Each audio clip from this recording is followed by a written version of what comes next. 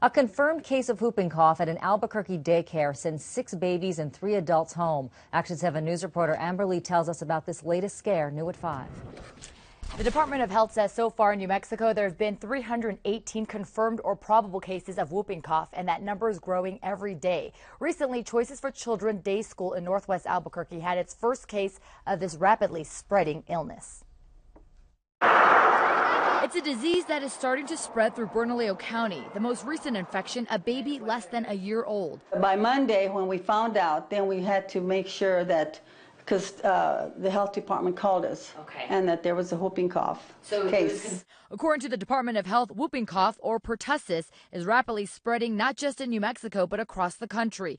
The illness is especially contagious to babies. So when staff at Choices for Children Day School discovered a baby had it, everyone exposed to the infant had to be sent home. We called all the parents, told them to take their children. 3 teachers and 5 babies have been asked to stay away from the daycare until next week. School administrators say as soon as they found out about the whooping cough case, this is what was handed out to parents. It gives basic information about the disease and what they should expect.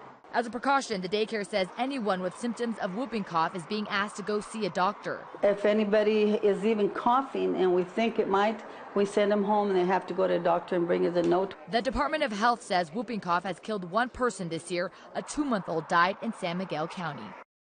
Now, the CDC reports the number of whooping cough cases being reported across the country are the highest in 50 years. And the numbers continue to grow each year in New Mexico, and we have the numbers to prove it. In 2010, there were 149 cases. Last year, that number jumped to 275. This year, we've already reached 318 with 4 more months left in the calendar. The Department of Health says the best way for prevention is getting a vaccination.